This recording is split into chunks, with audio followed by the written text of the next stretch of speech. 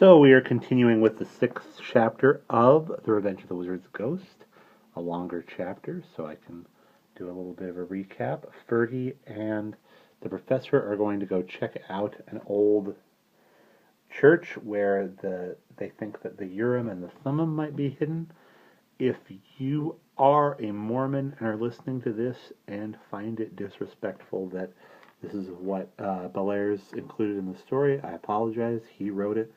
I did not, as a kid, know anything about those objects, but as I've gotten older, I realize that they are important in the Mormon religion. So again, apologies if Bellairs presents them in a disrespectful way. I am going to back up a bit to where we cut off in the last video. "Yeah, Mom, I did," Fergie called back. This was a lie. He hated to fool with cameras, but his mother thought they were an essential part of any sightseeing trip. Oh well, he could apologize to her when he got back. Slam into the trunk went Fergie's suitcase. Fergie climbed into the front seat. The professor revved up the engine. They were peeling off in a cloud of exhaust smoke. The trip was on. They drove for hours across Massachusetts and through a corner of Connecticut. The professor drove fast, though not as fast as he usually did. Around 2:30 in the afternoon, they reached the Bear Mountain Bridge on the Hudson River. Beyond it, in both directions, high hills and riverside cliffs stretched away into the blue distances. As they drove across the bridge, the professor told Fergie stories about the Dutch settlers who had lived there long ago. He also pointed out that they were leaving Washington Irving's estate behind. Fergie knew they weren't really on a sightseeing trip. They were here to dig in the grave of the long-dead mysterious Ensign French, to find the two ancient talismans that would bring Johnny out of his coma. "Hey, Prof," said Fergie as they swerved north on a road that led away from the bridge. "Are we very far from the estate?" The professor lit a black and gold cigarette and blew out a long, thin stream of smoke. "No," he said with a confident smile. "We're not far from the place at all. If we follow this road for a while, we wind up in a little bitty town called Van Twiller, and the entrance to the Windrow estate is only a mile or so outside of town. We are not going straight to the estate. At this time of day, the place will be swarming with workmen, so we will just have to wait. Tomorrow night will be the time to make our move, I think. In the meantime, we are going to get ourselves a place to stay in lovely little Van Twiller, and then we are going to pretend to be tourists and prive out past the place to case the joint before we knock it over." The professor chuckled wickedly. "Case the joint, knock it over," he said quietly, savoring the phrases he had used. My, I'm beginning to sound like a gangster in a movie. As a matter of fact, I'm beginning to feel like one, too. Heavens, what would my dear sainted mother have said?" With a quick flick of his wrist, he threw the stub of his cigarette out the vent window, and he began to whistle jauntily through his teeth. There was a rakish, devil-may-care air about him as he drove on. Fergie began to glance at him skeptically. He was wondering what kind of trouble this crazy old man was going to land the two of them in. The road wound among steep, rugged hills. Once, from the top of a rise, they saw a tall stone steeple growing in the afternoon light, and they began to get excited because they knew that the estate must be nearby. Then the road sank into a deep valley and the steeple vanished. It was close to 3:30 when they drove into Van Twiller. The downtown part of the town was just a collection of old red brick buildings grouped around a grassy town square. In the center of the square, on a low pedestal, stood a statue of a fireman and a brown sandstone drinking fountain. Pigeons were strutting in the grass, and people were reading newspapers on benches. As the maroon Pontiac pulled into the square, a hoarse bell in a church steeple clanged once. "Ah, small-town America," smiled the professor. "I keep thinking I might want to retire to some place like this, even though I know I would go buggy if I had to stay here more than a couple of days. Does the guidebook say how many people live here?" Fergie flipped the pages of the small blue book he was holding. Let's see, it says population 500, pretty small. Where are we going to stay?" "Wait till you see," said the professor, chuckling. "You'll probably hate it." The car pulled into a parking space in front of a 4-story brick building with a fancy greenish copper cornice. Over the door was a wooden sign that said Van Twiller Hotel. Is this it? Groaned Fergie. I thought we were going to stay in a motel. Well, you thought wrong, snapped the professor. Motels are for people who are fleeing the police. They are not for respectable folk like you and me. Now quit grousing and help me bring the bags inside. After we check in, we can go down the street and eat. I saw somebody or other's steakhouse on the way in, and those places usually have pretty good burgers. Come on. A few minutes later, Fergie was following the professor into the cool, musty-smelling lobby of the old hotel. In one corner was a high marble-topped desk with pigeonholes behind it for mail and a rack full of room keys. A grumpy-looking old man in a navy blue suit smiled at the professor and then glowered at Fergie. "Will you be wanting a room, sir?" he asked in a voice that was full of weariness.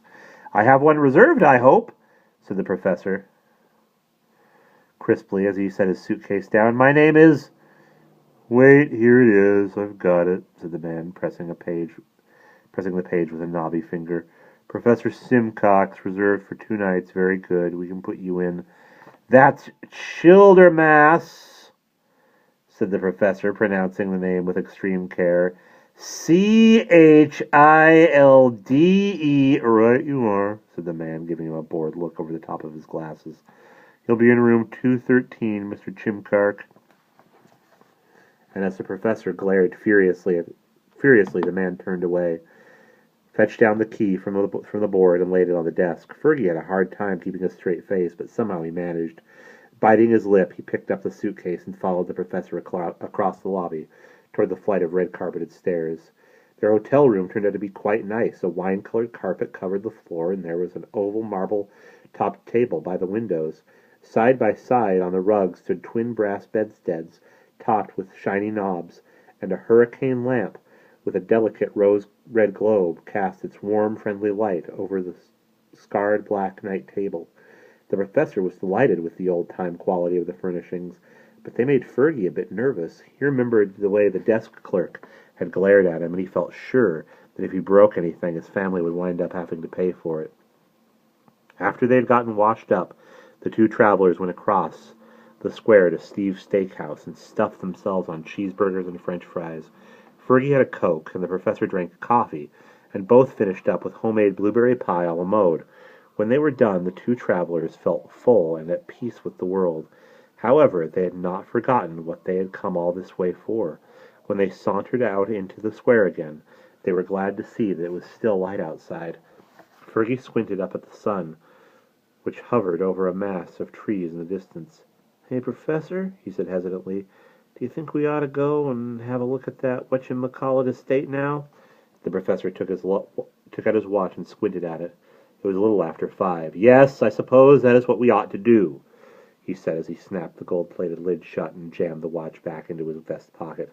"By the way," he added, "you don't sound like your usual overeager self. Are you afraid we'll get tossed in the clink for trespassing?" Fergie gave the professor a dirty look. "If you're not scared, I'm not scared either," he muttered sullenly. "Come on, let's go." The professor grinned. "Stout fellow," he said, patting Fergie on the shoulder. "For the first time, however, you can relax. We are not going to pull anything fancy this evening. I just want to see what the place looks like." Fergie and the professor walked quickly across the square, got into the car, and drove off. Once they were outside the town, they followed a narrow 2-lane blacktop out to the Windrow estate. Long before they got there, they could see the tall stone steeple rising over the trees. One side of it glowed reddish-orange in the light of the late afternoon sun, and birds were wheeling about around the bases and pinnacles. The professor and Fergie were driving along next to the red sandstone wall that surrounded the grounds of the estate. The enormous church loomed very near, shadowy and somehow threatening, like a crouching monster of stone. Next to the church was a mansion, a grim square block with a large egg-shaped copper dome rising up out of the middle. Atop the dome was a funny little doodad shaped like a salt shaker, and from it sprouted a short pole with a metal flag on it. The letter W had been cut out of the metal and could be seen glowing sky blue against the dark background. Slowly the car rode along in the shadow of the grimy red wall. Ahead, Fergie and the professor saw a gateway. 2 tall red granite pillars rose above the level of the wall, and atop each one was a weathered and pitted stone skull. Between the pillars, large black iron gates could be seen, and as the car drew close to them, the travelers could see that they were chained shut. The professor's car slowed to a crawl, and then pulled off onto a sandy piece of ground that was directly across from the gates. Beyond the iron bars, Fergie and the professor could see a panel truck parked on a gravel drive that led to the front door of the mansion. Near it was a cement mixer, and beyond they could see some scaffolding that had been thrown up against one wall of the church, but there were no workmen around. "Some place, huh?" said Fergie as he gazed up and awe at the closed gates. "How much do you think it cost to build a great big huge dump like this?" The professor chuckled. "You're a typical American, Byron. You're fascinated by how much things cost. Well, take a good look at the expansive old heap of stones. This is the place we're going to have to break into. Think it'll be a pushover?" Fergie grinned confidently.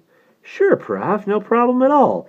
We just scoot on out there tomorrow night with a ladder, climb that wall, and bingo, we're in. Or we could—" Fergie's voice trailed away, and a gleam appeared in his eyes. "Hey, Prof," he said suddenly, "why don't we go over and see if we can get in right now?"